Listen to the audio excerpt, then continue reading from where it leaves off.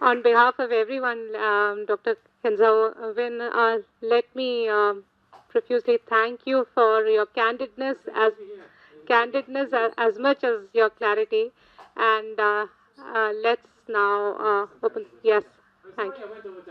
No, no, no. It's so since we are recording, if I could request you to briefly introduce yourselves and keep your questions brief so that we'd like to listen to as many of you. Thank you.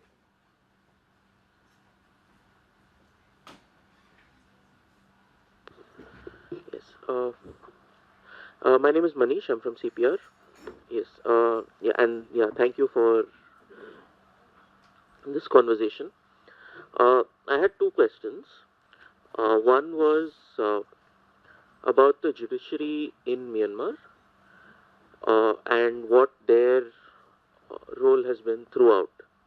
So I was also wondering if you could tell us, for example, if the Rohingya have moved a claim for citizenship legally before the judiciary, right? And then against the atrocities that have been, I'm not even sure if they have had the time or the resources to be able to approach the judiciary or if the institution is something they trust or they can approach. So I was just wondering if you could enlighten us on that. And the second thing, from what Dr. Nimi was saying about the use of the word crisis, in the last few months, a number of, in fact, I think largely in the international media, the term ethnic cleansing and to a lesser extent genocide have been used while reporting on the Rohingya crisis in the international media. And now that it's interesting because especially that the matters come to the International Criminal Court because these are legal terms that imply crimes against humanity. I'm wondering if the international media's coverage, and I was wondering if you could tell us, has made the Myanmar government more open in its response to the crisis, or have they made it more defensive and conservative in trying to deny what has happened?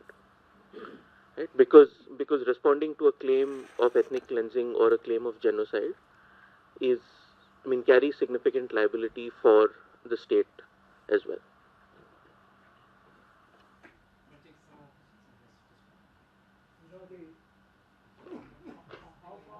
Flowers' opinion inflamed by the expulsion of the Chakmas and the colonization of their lands.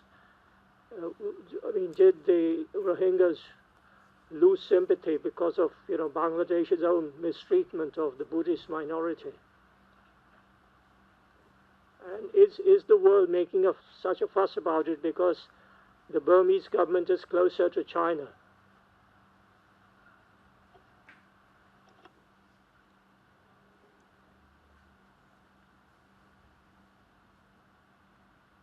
Okay.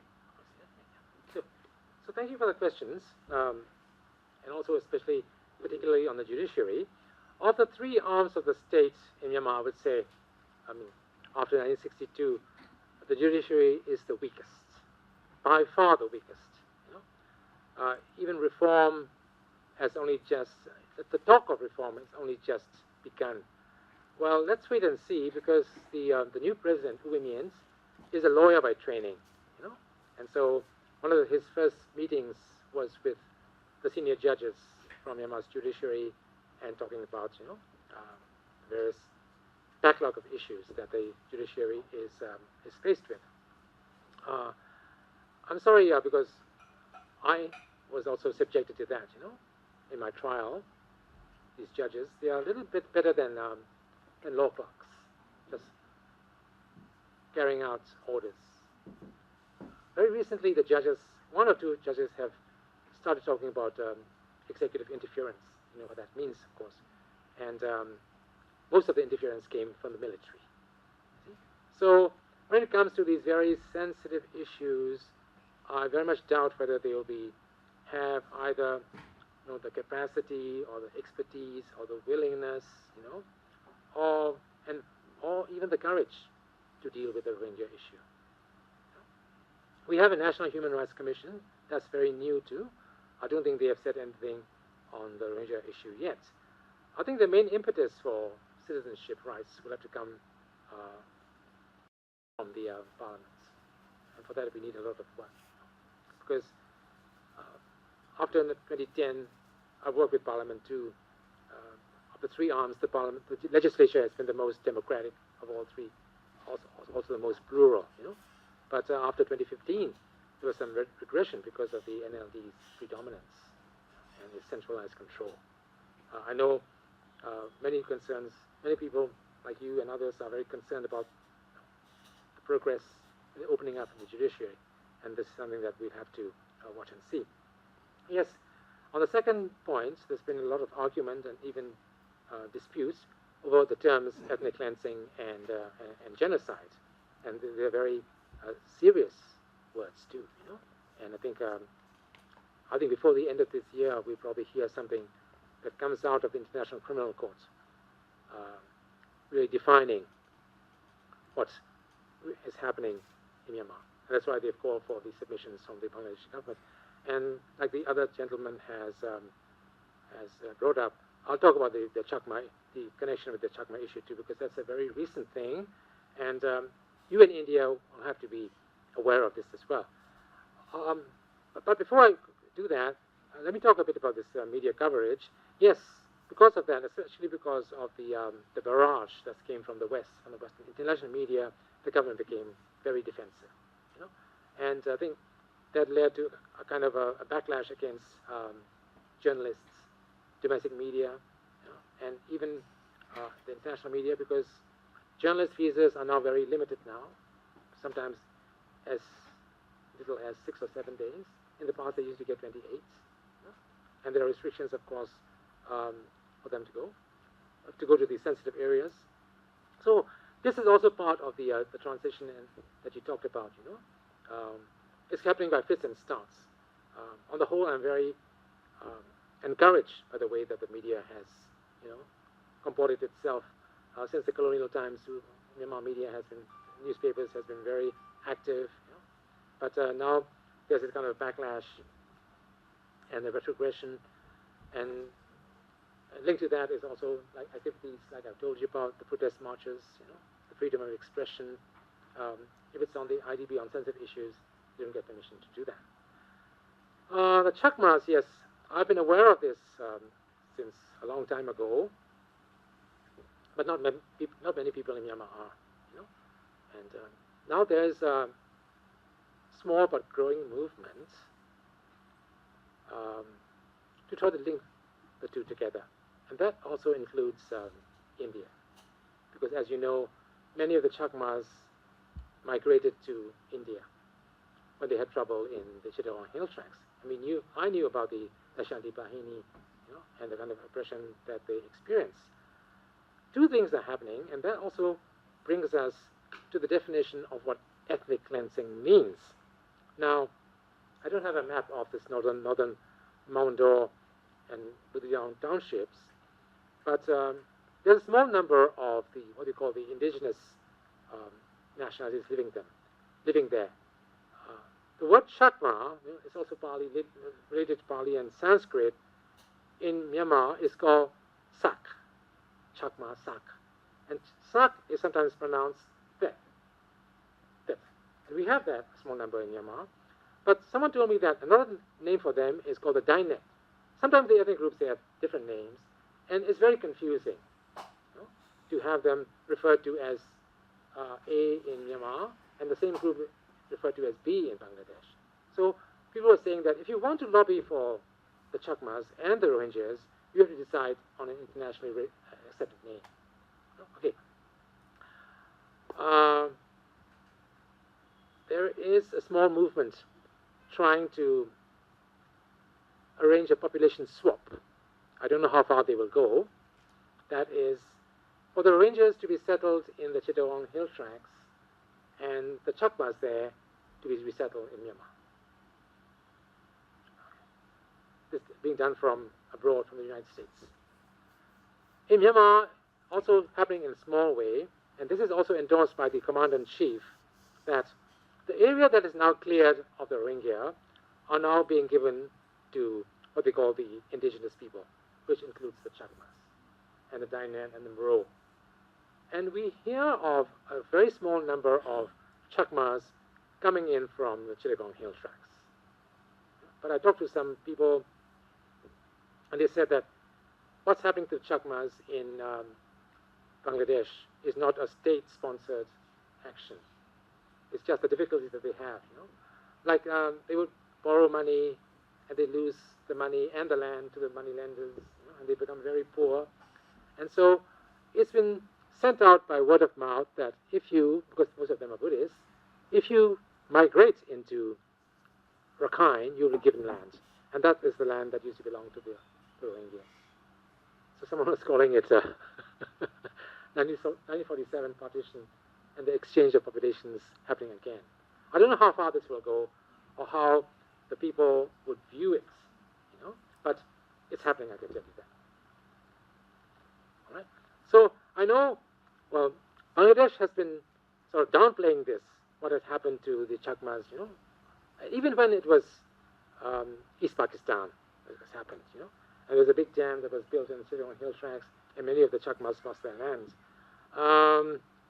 About Myanmar's connection with China, that too I think we have to factor in, like what the Chinese delegation said at the United Nations Security Council. And China is always looking for opportunities that they had missed out in the past, because of their poor diplomacy. And now they are pushing for the Belt and Road BCIM again. And they said that, okay, it will come down from Yunnan, and one branch of the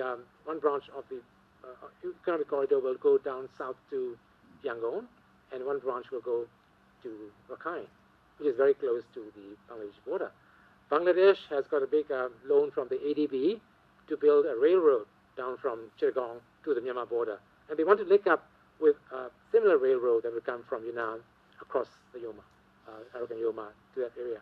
So these are just, technical programs. If they do work, it's good. But they have a lot to contend with, all these sticky issues. And like I said, on the 28th of this month, there's going to be, let's say, a seminar, a conference in Myanmar, talking about the PCIM and the Belt and Road.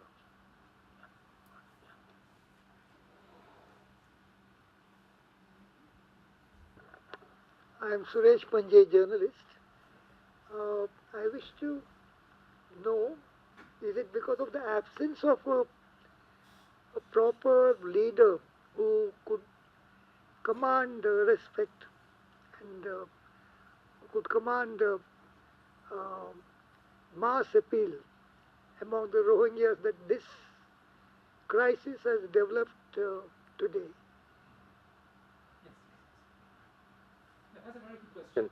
And I've been pondering about this, and also I've been advising the Rohingyas, but they don't have a single leader of that caliber. They don't have that. And I think when you talk to the my Rohingya friends privately, they have a lot of rivalry, I'm sorry to say. But this is not confined to just the Rohingyas. The other ethnics, they have the same problems. And this bitter competition and the rivalry between who want to be the top position.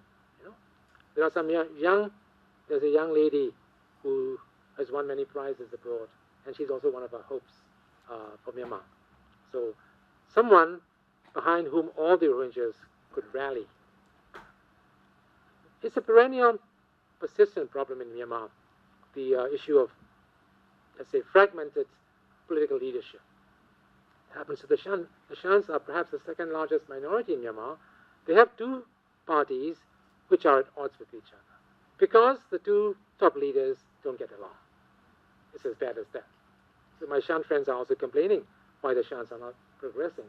Sometimes, that's what real leadership means. You have to set aside, your personal inclination, your personal ambitions. If you're talking about the welfare of your community as a whole. So many of the so-called leaders don't seem to recognize this. It's quite sad. I really would like to push and support an able Rohingya leader, whether he's a man or a woman. Has this always been the case? I just want to know. Has this always been the case, the lack of a sort of single leadership for the Rohingya? Yes. Well, if you ask me, I can give you the names of half a dozen Rohingya politicians, but they don't represent and they cannot speak for the entire community. For instance, the Burmese name is Ushui Mao. He's Rohingya. He has a Muslim name. I don't know what it is. And he was an MP from 2010 to 2015. Then he was ousted from the USDP. But he's still active. He's going abroad. People don't trust him very much. But he hasn't been able to, well, get the support of the entire community. And the other problem that they have is that there's a big Rohingya diaspora, as you know, in the United States, in the West, in Europe, and also in Malaysia. And they can't also see eye to eye with the domestic leadership. That happens in many diasporic communities too. And you must find a way to really overcome that. I talked to that young lady who lives in Yangon about this other friend I have in the United States, and she says, oh, he never comes to Myanmar, so he's out of touch, with the Rohingyas. And when I talk to him, I mean, we're all good friends, he says that this girl is too combative, too aggressive. So he wants her to say less and leave it to the elder people. So that's the kind of thing. Sometimes it's intergenerational. Sometimes it's where you spend most of your life.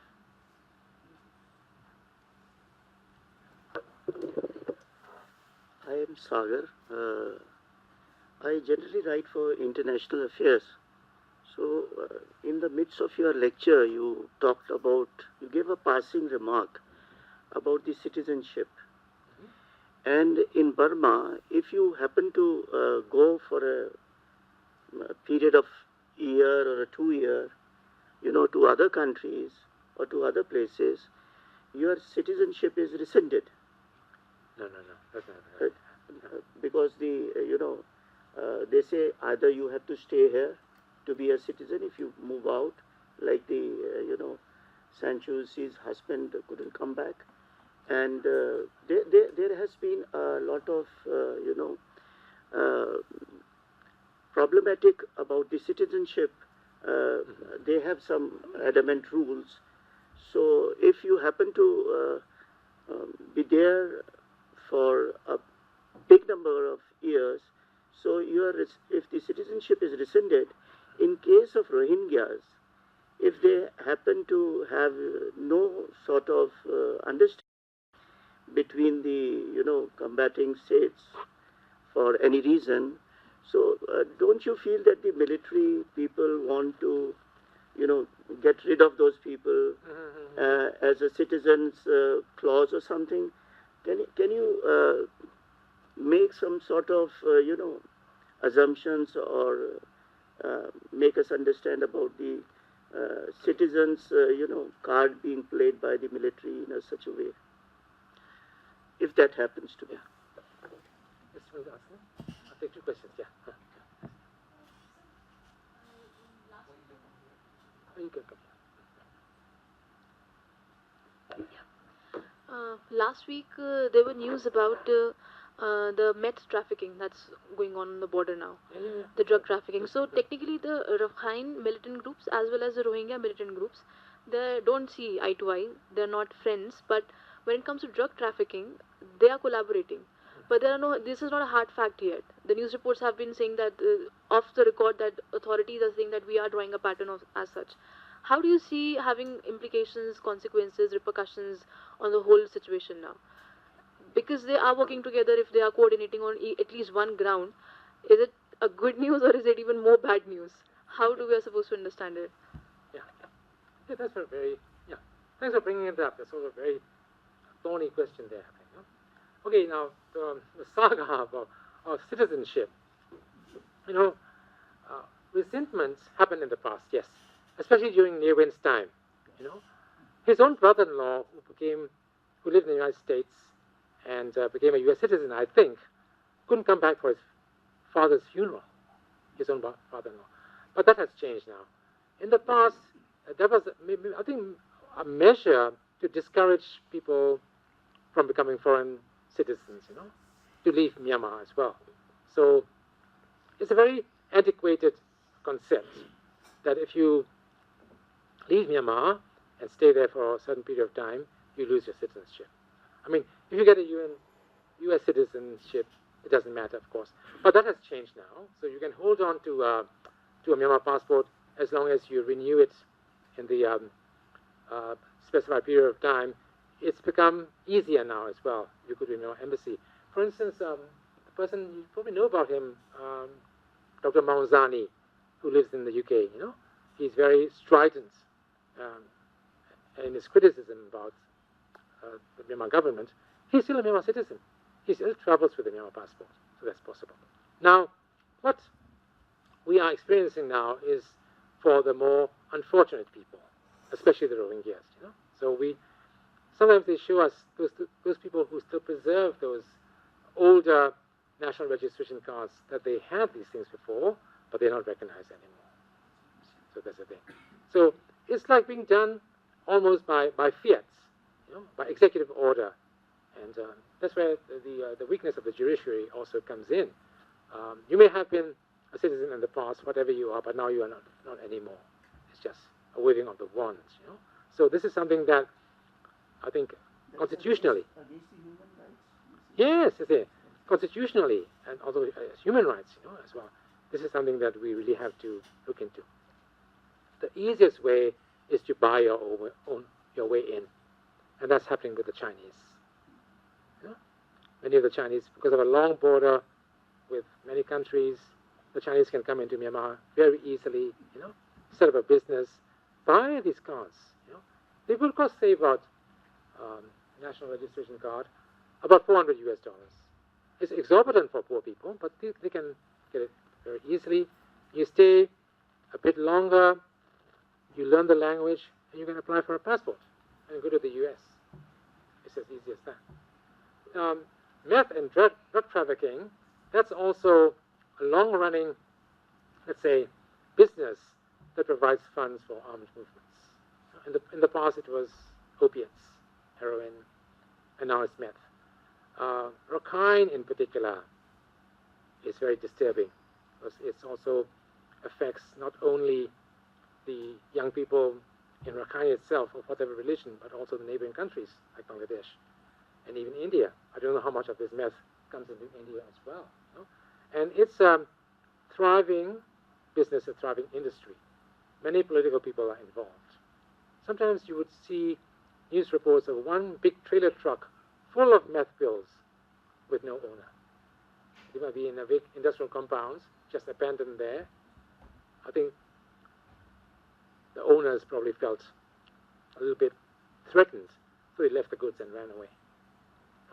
And for sure, it is funding the Arakan army. The Arakan army is, well, I really don't endorse armed rebellion, but it's a kind of a last resort. We don't really need an Arakan army. They're very small, and they were under the wing of the Kachin Independence Organization. We were trained by them, and now they are creating trouble, like I said, with that little blob near Bangladesh. And so they are buying the arms, you know, and whatever they need by the proceeds from this drug trafficking. It also happens in other parts of the country, but some of the more well-known organizations, like, nobody wants to be really linked with drug trafficking because you see that you're fighting for your ethnic rights, you know, and so you don't want to be branded as a drug trafficker. But that's the reality, you know, to buy whatever they need, the arms and the ammunition, they do trafficking. And methamphetamine has become very easy to produce, you know, and also quite easy to traffic as well. Wait, 2 questions, right? Yeah. Yeah, please. Firstly, a clarification about the Met. Where is the source for the Met for these organizations? They come from different sources. The chemicals come, I think, it's also from China, you know, and also from Thailand. Those countries, although they can't produce, of course, it's illegal to produce drugs, manufacture drugs in their own countries, but they send their precursors abroad. You see? So if you just have a small lab a few yards into Burma, into Myanmar, from the Chinese border, so the Chinese will say, no, this is not our problem. You know? But the chemical precursors come from those countries. I don't think Myanmar has the industrial capacity to produce those things as yet. I know many years ago, about 15, 20 years ago, that was heroin, and you needed this acetic acid to get the chemical from the raw opium and produce heroin. That acetic acid was coming from India. But because it's an industrial chemical, you can buy it quite easily. So Even the NSCN, the Naga, yes, they were also doing this. involved with getting them. money. That's right. That's right. So it was from Burma, basically. Yes, yes, yes. The meth, yeah. Correct. Yeah. Or, You I know- mean, whatever the drugs. I mean, This trading border trading post of Moreh. Moreh is on the Manipuri side, and on Myanmar is called Damu. It's like a little Casablanca, you know. You can get drugs, you can get weapons, you know. And many of the armed organizations, both from Myanmar and from India, they have offices there, and it's tolerated, you know. And it's also not only exchange point for consumer goods and all that. Lots of goods are coming from China, but also drugs, weapons too. then my the two questions. The Rohingyas are basically Sunni or Shia? They're mostly Sunni. Sunni. Sunni, yeah. And they're not extremists. You know? But some people may suggest that given the path that Myanmar took after 47, not a consumer-oriented clamor for personal aggrandizement, money, and the hedonistic route, the very laid-back, contented Buddhist type of looking at the I won't larger- say contented anymore. no, not any, no, but this is the basic underlying ethos there. When the rest of the world was speeding on this fast track towards the rest of the Asian tigers, and India tried its best but on the wrong track. At that time, Bangladesh took a decision to be laid back, to take it easy, and to go on a very pacifist, very contented lifestyle. Some people may suggest that given this central ethos,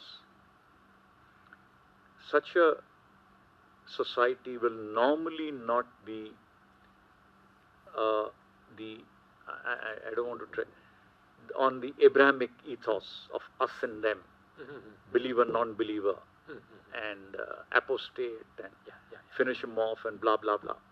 So some people may suggest that it is actually a clash of this very pacifist, contented inner core, there are others, society with a very us and them, and non-believer, believer, and either you're with us or against us, Abrahamic construct. So whatever the pacifist Rohingya may be, but the inner core ethos, it's actually a clash of civilizations, if I may. So the credit normally goes to the more pacifist one. I would like your take on that. Okay, so that too, you know, again you have to go back to history, you know. But if you look at the Rohingyas, people from all over have remarked that the true nature, you know, really differs from what we see in the Middle East. You know? But if you talk about the Middle East, and that's where the new development comes in, who is stirring up this trouble? We have indications that. Can you speak a little more into the mic? Because Okay, yeah. We have indications that this very new armed organization called ARSA, Arakan Rohingya Solidarity Salvation Army, is being linked to organizations in the Middle East and also to Pakistani intelligence. We don't know how credible that is. You know? So what I'm saying now is that this new element of what you call this us and them Abrahamic influence, which is not ingrained in the Rohingya themselves, which is more like Bengali, is now being imported from other parts of the Islamic world. So we don't know what extent that is true, but as Nimi has said, this adds to this securitization of the Rohingya issue. And many countries are alarmed, including India. you see this debate, is coming into the debate as well. But okay, if you study the Rohingya closely, some people even say that although they are Muslim, they are much more into the Southeast Asian type of Islam, the culture. Some people say that you can divide Islam into this continental Islam and the maritime or insular Islam, which you see in Malaysia and Indonesia, and also parts of the Philippines. So a more gentle, non-jihadist kind of Islam. But look what happened in the Philippines, recently. It is spreading, and I know Indonesia is very concerned about this too. That's what has been missing on the Myanmar side, lumping all of Islam and the Muslim world together, and believing all the horror stories. You have to make these distinctions. This is very important. I like that question about whether they are Sunni or Shia. There are very different, let's say, not only sects, but gradations of the Islamic faith and the Islamic culture, which is very important. Maybe it's because of the history that the Rohingya had with the Arakan kingdom, because they've coexisted with the Buddhists, and look at the cultures, that the way they eat, the way they dress, and even the houses, the paddy farming, all this is we have in common. So what I see are now this very emotional and manipulated and fabricated distinctions, which are misleading people. You're basically talking of the facade. Yes. No, not only the facade, the core as well. Because the values that you can see that the Rohingyas espouse, or used to espouse, are quite different from what you see among the people on the Afghan border, or in Iraq, for instance. I can't believe that an organization like ISIS can really, be of much effect in this kind of culture, unless you are forced. I know, well, the litany and the rumor or the accusation is repeated that many of the ASA militants got training in Pakistan or in Afghanistan, and they came back to do these things, But how much of this really spread, or percolated into the population? And that's the basic mistake of the Myanmar military. This has been repeated in Vietnam, it has been repeated in Afghanistan. Okay, just to hunt down a few dozen terrorists, you just can't wipe out an entire population or community. That's what they did. And I'm sorry to say they have to face up to the music of what they did. And this, what you're saying is, this has been bothering a country even as big, as the United States, about how closely and how well do you know a culture and a country, and an ethnicity. If you just think that you're going to shoot everybody up and you're going to win this war, I mean, you will be the most deluded person in the world. Okay, so you want to go there? No, yeah. Okay, there are two here. We have only 5 minutes left. I am Shyambabu from CPR, and thanks for coming. I would like to push you a little bit on the religion part again. What is so disturbing about the current crisis is how deeply the Buddhist clergy is implicated in this, if not in actual violence, but in inciting violence.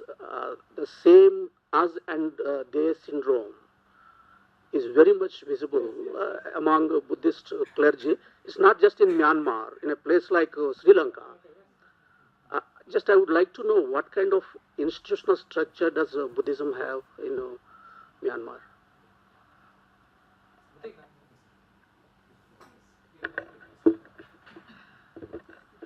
I have a small question. We see a lot of humanitarian organizations other than UN are very much committed and interested to help Rohingyas in Bangladesh side. So is that helping to provide any short-term relief? Has that been helpful input, or and to comment on that? One question. Small. From 1948 to about 75 or 74, the Myanmar was one of the fast developing country, Now they are still one of the best in rubies and other precious metals.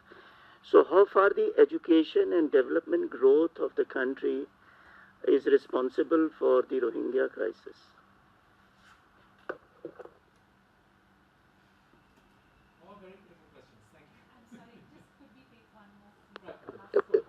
If I can just follow on from Shyambabu's thing about, and while you're explaining that, if you could just flesh out a fuller picture about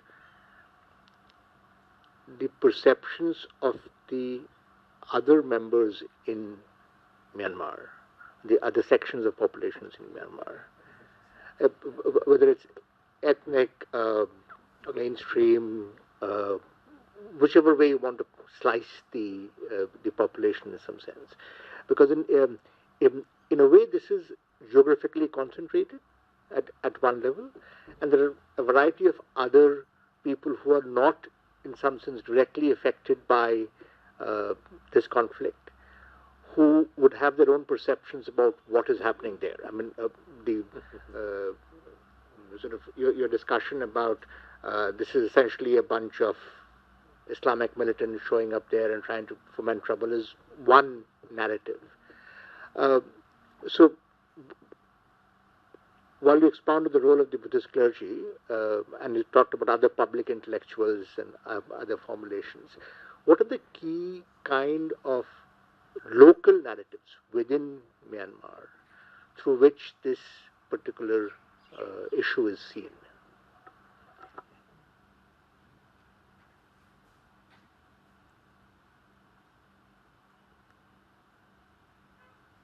Okay, I'll start with the Buddhist clergy thing, and yeah, there's lots of similarities and resemblances to what happens in Sri Lanka.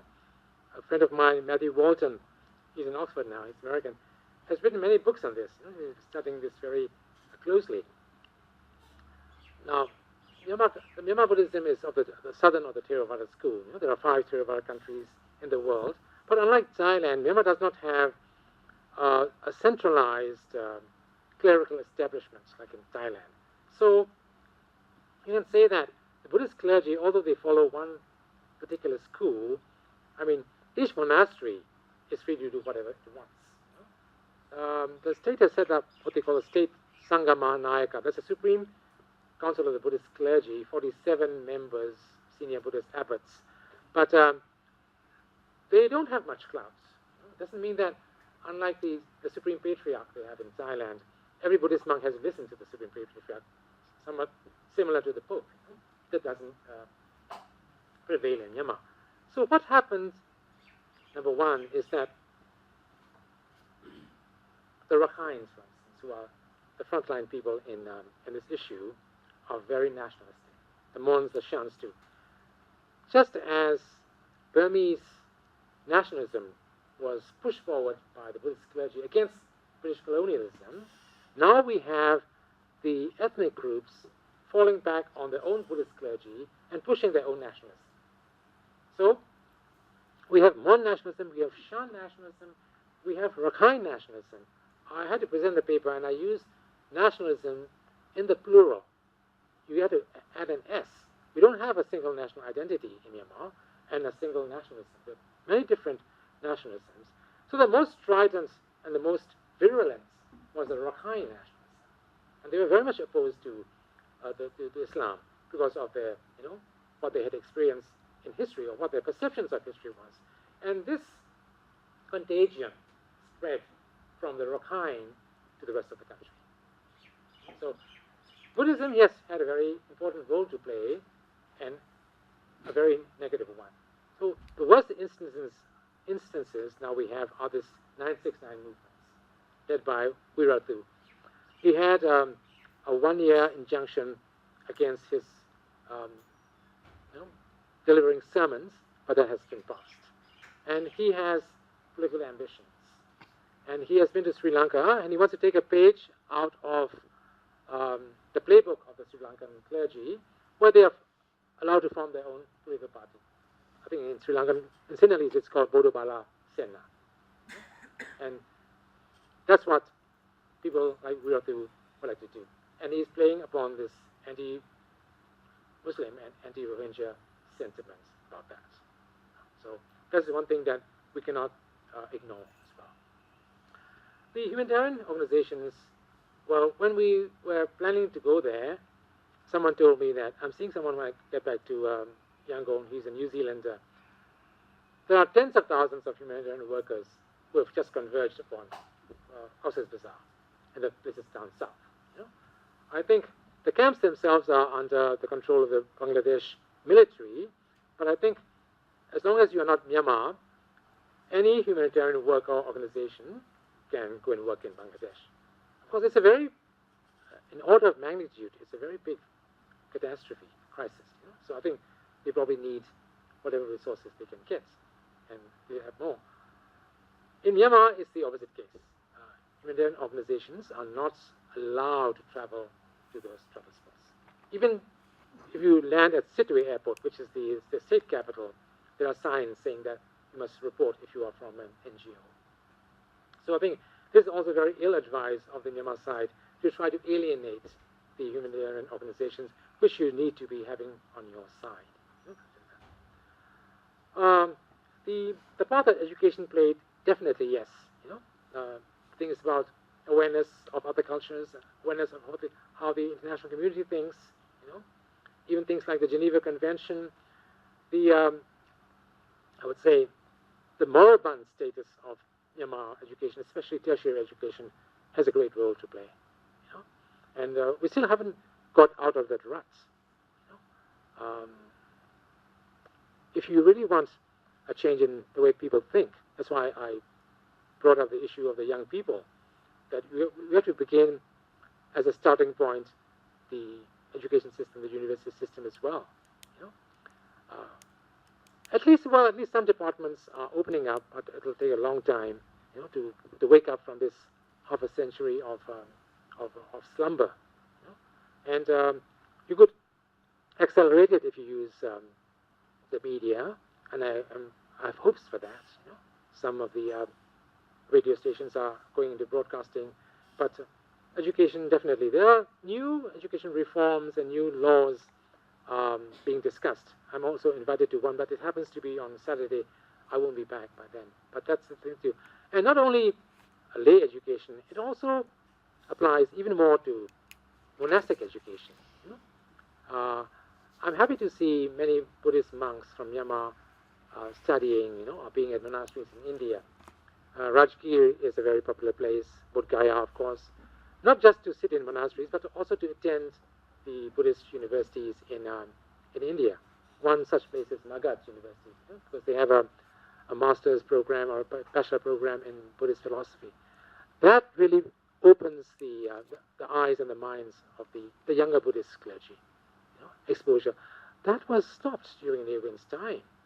All the, it's quite sad to say, many of the Buddhist monks had to return because their passports were not renewed. I know the biggest monastery in Bodh Gaya who had to survive by planting their own wheat. They have the monastic grounds. They had no more donations, you know, so they had to survive by planting their own wheat. That was as bad as that. Growth. Yeah. Oh. In Myanmar, what happened was that economic opening happened before political, and that's quite bad too. Like in China, you see that, you know. So people just ran after money. There's sort of competition. It's like me first, that kind of attitude. And many of the things that you thought about the Buddhism being a pacifist and a moderate, you know, and a contented society don't hold anymore. You know? And you see that in Thailand too, because the monks themselves get into the game. So economic growth on a general level is good, but you also have to be aware of what the negative side it can have for a society. The local narratives that you see in Myanmar, like I said, the most extreme that you see are with the Rakhine Buddhists, you know, and unfortunately this caught on with the other ethnic groups too. Generally, the people who are on the list of the 135 ethnic groups, they don't recognize, you know, and they don't identify with the Rohingyas. It's sad also. They see the Rohingya issue largely as one of illegal immigration. denying the fact that the Rohingyas have lived there for centuries. Like I said, there was a kingdom before. People have to read their history. I think because of what has happened since August and things like the UN Security Council visits, many of the other ethnic nationalities are waking up, to what they see as this very core threats, which could also impact upon them. In other words, if you say that this is only something that affects the Rohingyas, I mean, the next blow will fall upon them. So this thing about the IDPs being trapped, and the young people planning a protest march, I think this is something that has to apply nationally and even universally. It's not just issue or a problem or a crisis that's going to be localized, because in the minds of many people, the government as well as the population, I mean, it would impact upon the whole country as well. Can I just small? I'm sorry, if it's very, maybe I can. Yeah. Would you like to take it after we? Okay. Thank you so much. Let me thank you, Dr. Kinzaowen, for being so, as I said, for your candidness and clarity, and for being so generous and patient with your time and responses. It's indeed been a privilege hosting you and listening to you. Look forward to more interactions with you. Thank you so much.